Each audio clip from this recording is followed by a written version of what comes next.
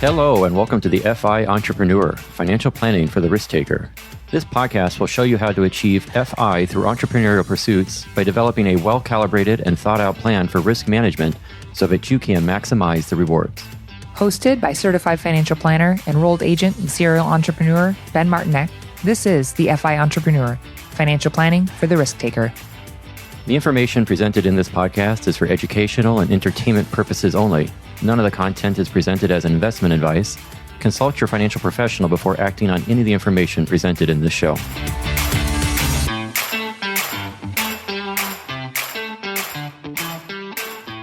Hi, everyone. Thanks for joining us today. This is another new episode with the FI Entrepreneur. Today, we want to talk about and give an introduction to the 7 steps or stages of financial independence.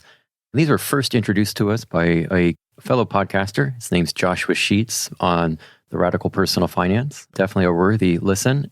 He presented this, it's got to be a long time ago now, probably 5-6 years, if not longer. And truthfully, I'm not even quite sure what inspired his 7 stages fully. He was previously in the financial advising space. But what we're going to go over is the 7 stages of financial independence today, taking you from a point of just barely paying your bills, if paying your bills, all the way through to a stage of financial independence. But before we go over that, we kind of want to piggyback onto the thought of Dave Ramsey and his 7 baby steps, something that Deb and I are very familiar with. Deb, why don't you introduce yourself? Sure. So when we were driving truck, if you remember from our introductory podcast, that was a big part of our own financial journey.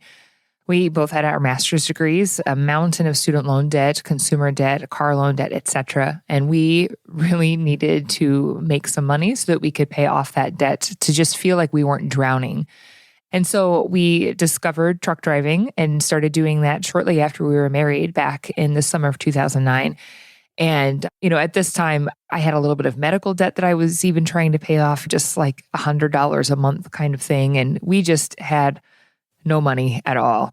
And so about 6 months into our truck driving journey, ironically, this was a gift from a friend. Ben's trainer actually had passed on to him an old Sirius XM satellite console. And so we had that in our truck, and we've had this for a while. And as we were scrolling through all of the radio stations, we stumbled upon Dave Ramsey's show. And I don't know if either of us had even heard of Dave Ramsey at this point in time, but his focus was these baby steps to get you out of debt so that you could live a life of abundance.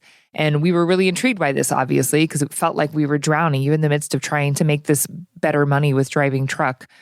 And so we started listening and tuning in. So we listened to Dave Ramsey's show 3 hours a day, 5 days a week for 2.5 years. This is before podcasting really was anything. We had a great feature on our radio where we could record the episode. So Ben would record the episode whenever he was driving, and then I would listen to it whenever I was driving later on that next day. And then we'd be able to talk about the experiences, the opportunities that people had in front of them, and just Dave's stable tenet of work as hard as you can to get out of debt and then start meeting these other baby steps, these goals in your path to financial independence.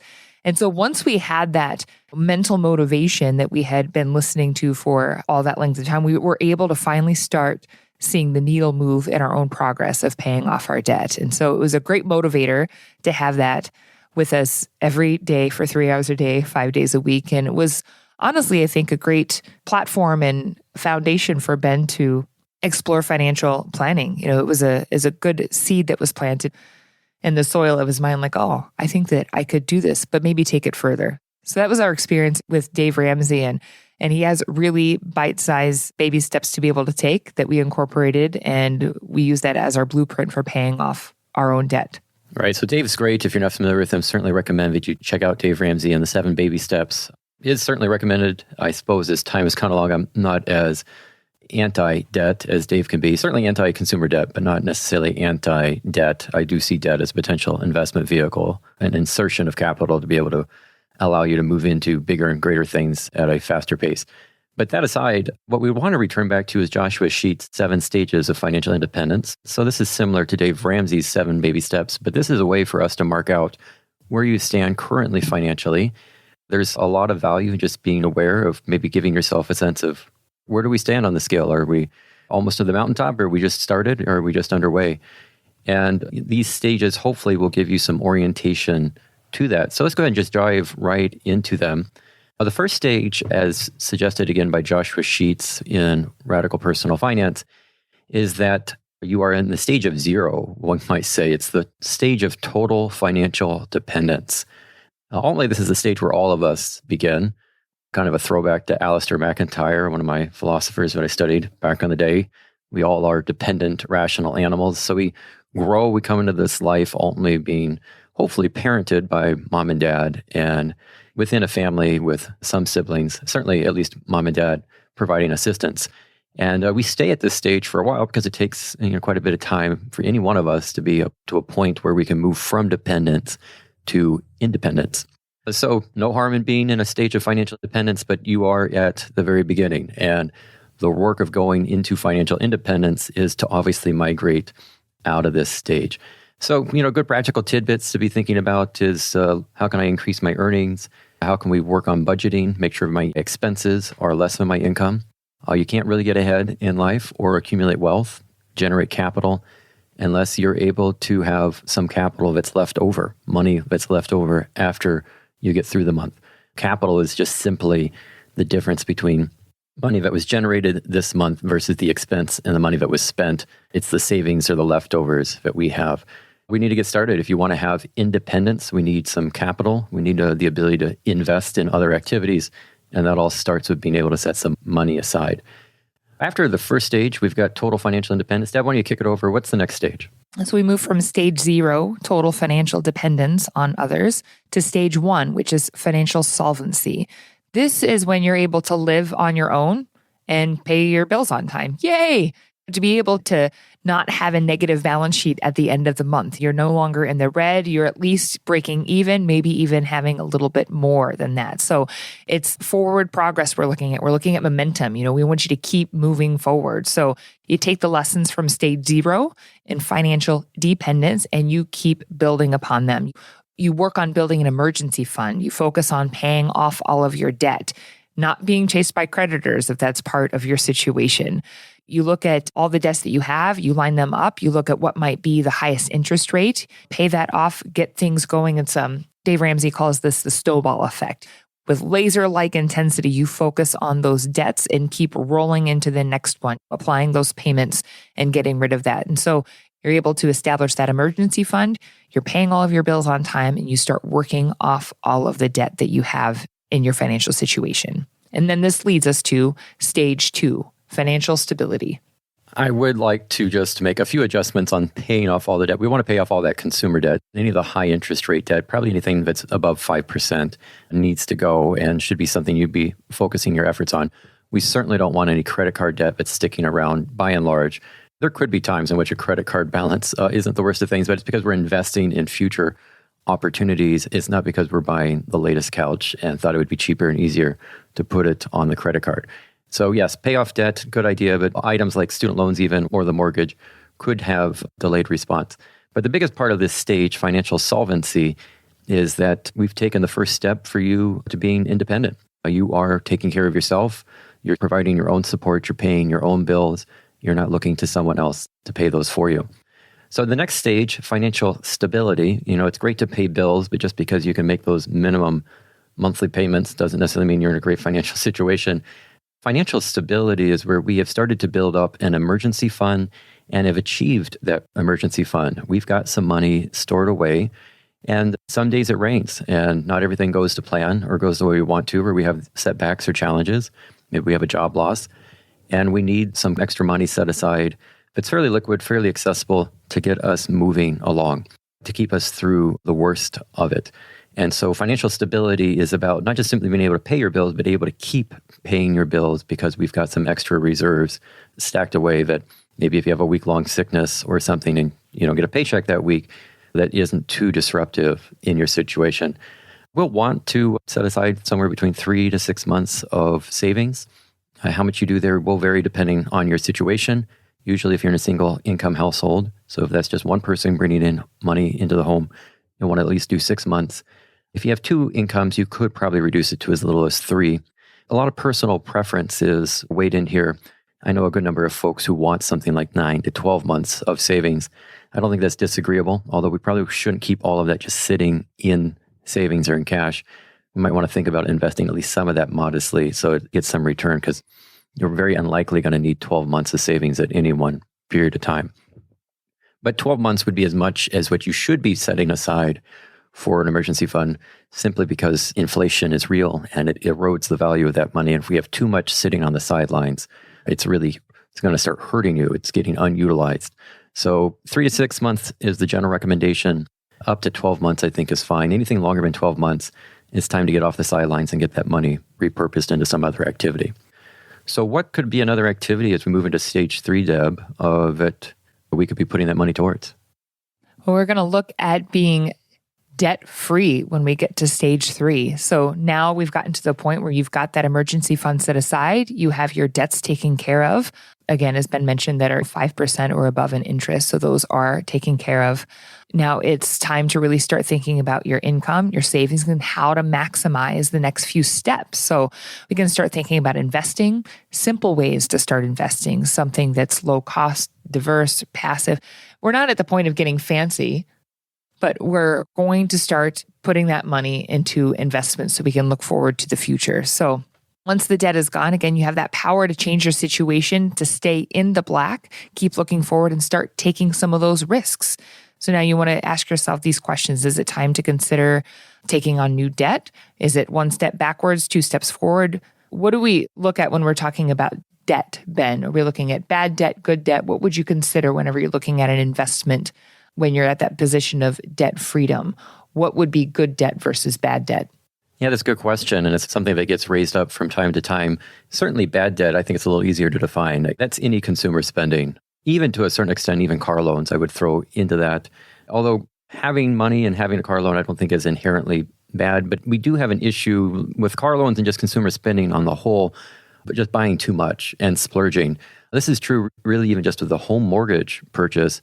Banks and realtors, they kind of want to see you swinging for the fences and getting as big of a home as you can, because ultimately they're in the business of wanting you to pay that mortgage payment. And so in any one of these arrangements, having the debt isn't necessarily wrong. What becomes problematic is when we have too much of it. What is certainly wrong is we're having credit card debt and we have a recurring balance on that, and there's $5,000 or $10,000 or $20,000, maybe $50,000 on the credit cards. That's certainly a mistake. There's nothing good about that whatsoever. Those debts need to get paid off, and we need to never go back into that situation. Credit card debt is just terribly burdensome and a bit of a taking advantage of poor financial management. Rarely would I ever think of credit card debt as something that's okay to pursue. Student loans, mortgages, car loans, could these be acceptable types of debt? Yes, they can be. Generally speaking, that's not something that I think we should carry. But whether or not you have them or whether or not you should make a priority of repaying them all really depends on the interest rates you have on that debt. If we have interest rates as low as 1%, 2%, 3% on that money, and inflation similarly is 1%, 2%, or 3%, the simple math is, the reality is how expensive any debt is the spread between the interest rate on the debt versus the current inflation rate. And if that spread is very small or non-existent, if there is no spread, if the current inflation rate is the same as the interest rate on the debt, you aren't actually costing or losing any money in financing that debt out. And in fact, what's incredible about this is if inflation, now this isn't particularly good because inflation can be pretty corrosive to finances, but if the inflation rate is more than the interest rate, you're actually saving money by slowly paying the debt off rather than repaying it in full. So if there were to be any debt, let's say you had it down to 1.5%, and we're almost certainly at a higher inflation rate than that debt, then by no means should you pay that off aggressively. You should take as much time as you can. In fact, if you could stretch the term out on that debt and take even longer to pay it off, you will actually save more money. That's because that debt is becoming less and less expensive over time because the prices of everything else are increasing. So as to what would be good debt in that regard, I think the rates on your student loans and your home mortgage and even your car loan is pretty reasonable. That's fine, provided that the asset that was acquired with that was not too much for your finances. Making that determination can be a little tricky because it's a matter of what can you afford. We often turn to how much does the current obligations that you hold, your debt obligations, keep you from pursuing and acquiring other priorities or other goals. If ultimately you can't save enough money or start setting enough money aside to do other types of investing, whether that's in a business, which is really the focus of the show, but maybe it's the broad market funds or real estate properties. If you don't have enough money to be able to do that, then you have too many other debt obligations, whether it's in car loans or a mortgage or student loans. And something needs to be done there. We either need to get your income higher so that you do have extra money to be able to set aside for investing purposes, or we do need to get some of this debt paid off, or we need to downsize or change the terms around because you're going to be at a standstill and never get free, never get ahead. So stage 3, this notion of debt freedom, is certainly very powerful emotionally to no longer have to make any payments on debt. I don't think that should be the end goal of all things. Debt freedom is something this stage could get stretched out into many years. And it wouldn't be an exclusive stage in that we shouldn't be doing anything else while we work through this component of achieving debt freedom. Especially, credit cards, let's get some debt freedom on that. I think once the credit cards are paid off and anything that has a higher interest rate beyond 5%, once those are paid off, let's say we are at stage 3 and debt freedom, but happening concurrently in all of this arrangement needs to be investing and now setting money aside for future purposes and ultimately, hopefully getting a higher rate of return than what any of these lower interest rate debts are costing us. That's what's going to start to pave the pathway into these latter stages, is setting that money aside, investing and compounding. And so that's going to move us into stage 4, 5, 6, and 7. Stage 4, Deb, as you introduce that, what do we come into as we start to invest and set the money aside? Stage 4 gives us financial security. So we're at a position where we've paid off consumer debt. We've been able to set enough aside in savings and our emergency funds so that if an emergency were to happen, we're going to have enough investment income to survive. So this is quite a big step actually from stage 3 with being debt free to stage 4 and financial security. There really should be a 3.5 in between the two of them. So we're looking at basically sustaining ourselves from investment income for a short period of time in the event that an emergency would happen. Say you were laid off from your job or there was a medical leave of absence, any myriad of experiences that you might encounter in life.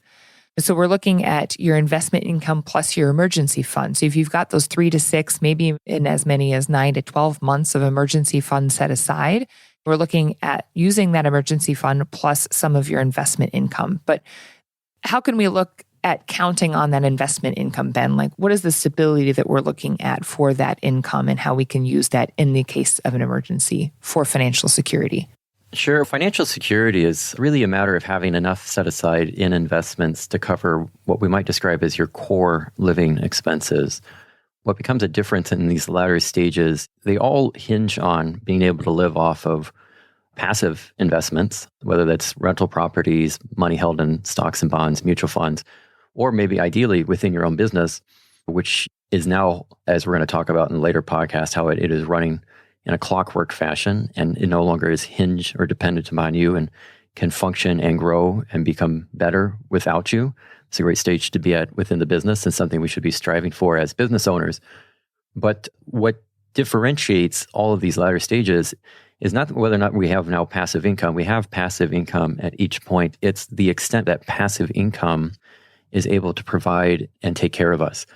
And so you come into stage 4 when you have now set aside enough money in your investments that if you had to, if you couldn't work any longer and you had to live just on your investments alone, there would be just enough to get you through. It wouldn't be a fancy bit.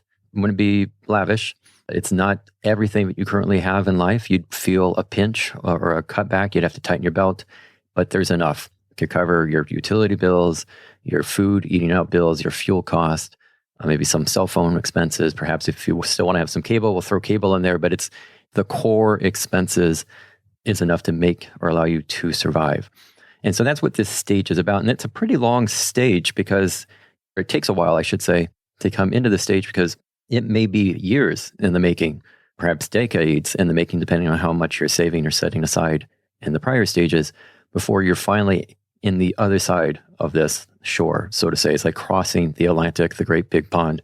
It will take you not just months, but years before you've set aside enough money or your business is far enough along that it is producing enough revenue for you that you could make do on it if needed be. But it's not where we want to keep you or get you at. We have future stages yet to go.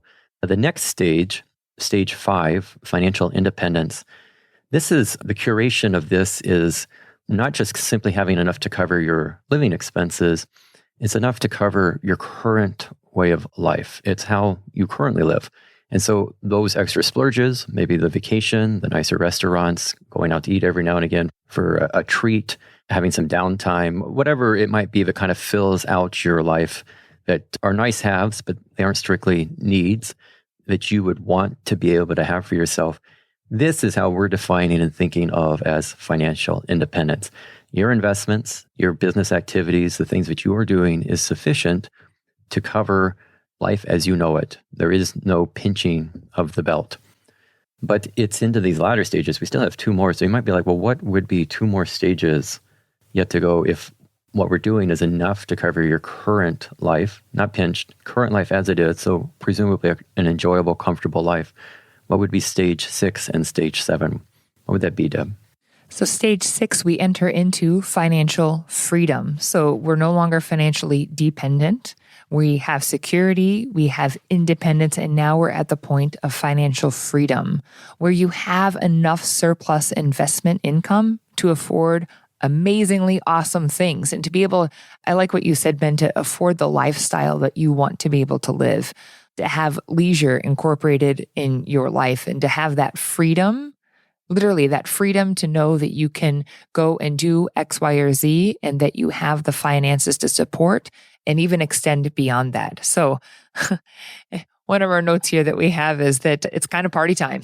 You really are truly free. Like if you wanted to, you could sit back and watch clouds all day, or maybe something a bit more active, going for a walk while watching the clouds. But truly, you have that leisure, that lifestyle. Life as you know it can be designed to your expectations.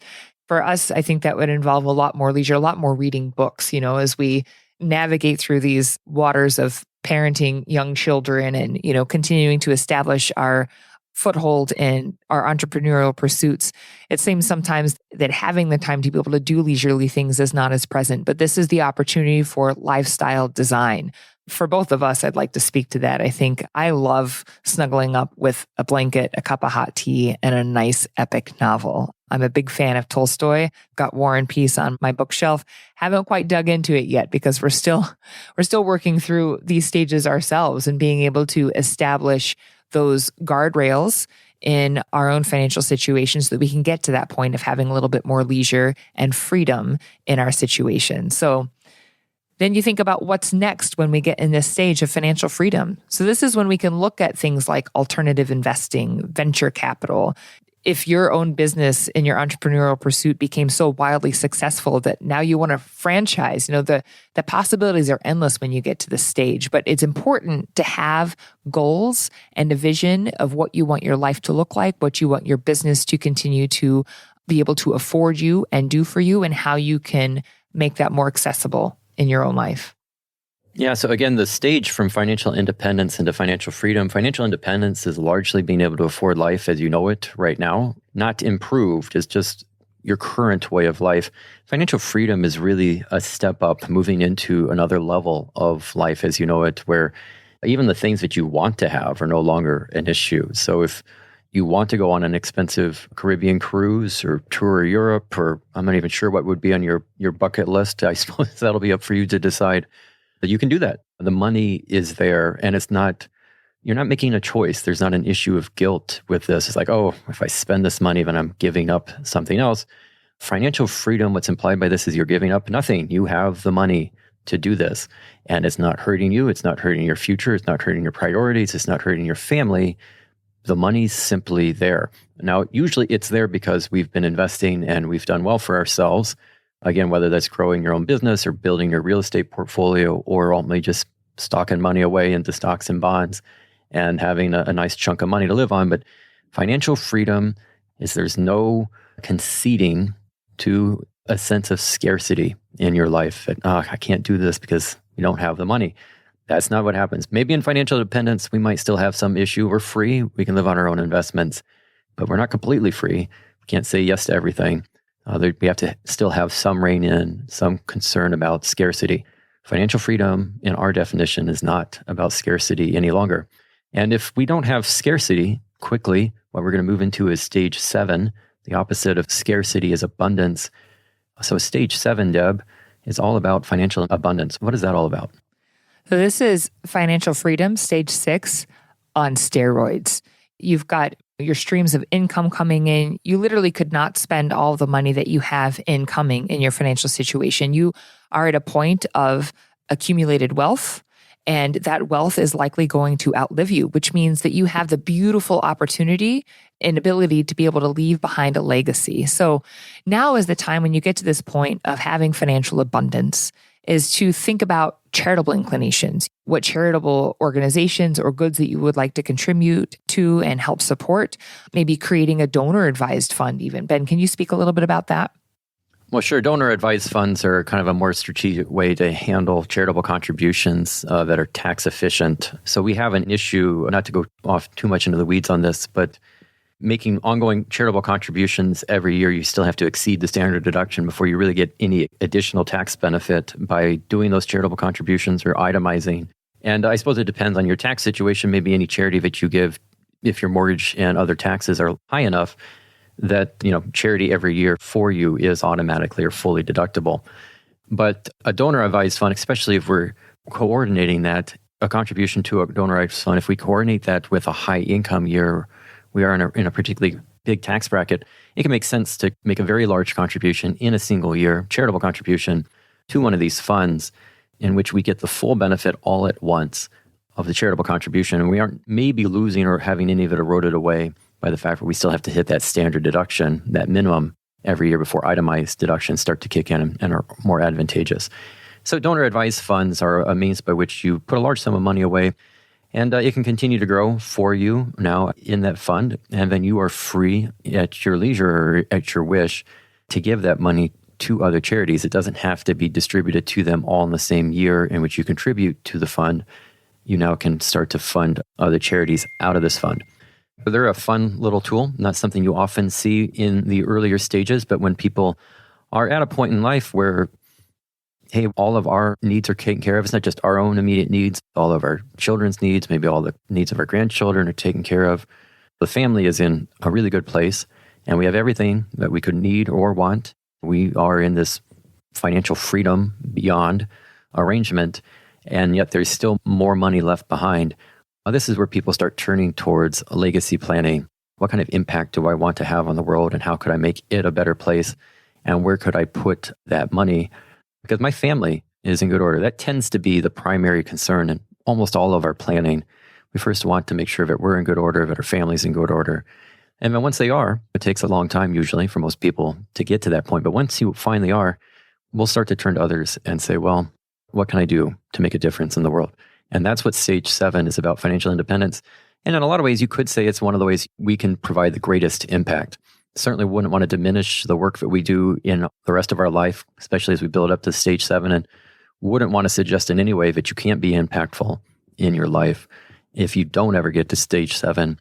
But it's hard to deny the impact that someone can have who's a wealthy philanthropist and is able to very selectively, intelligently, diligently allocate money to specific purposes and basically fund their own interest in other outside of themselves, especially leaving a longer term legacy than just what their own life has brought them so far. Truth is we all come and go, come from the dust. We're going to return back to the dust. Stage 7 is really saying, what can I do in some ways to perpetuate my life on this world and my memory and what we can do? And so I think if you're at this stage in which you, financially speaking, are able to do this, well, you've kind of won the game. This is as much as you could hope to accomplish from a financial perspective in this life. If you want to see how powerful an impact the hard work that you've incorporated and invested in your own life, what kind of an impact that can have on other people, when you get to this point of abundant generosity in giving that to others, like it will reap rewards internally beyond anything that you could imagine. So we are strong advocates of being able to get to that point of financial abundance so that you can share the goodness that you've been able to receive throughout your own life through your hard work and your hard work ethic and making calculated strategic decisions in your own financial situation so that you can reap the rewards and benefits and bestow that upon other people. You've got something good. There's nothing better than being able to give that away.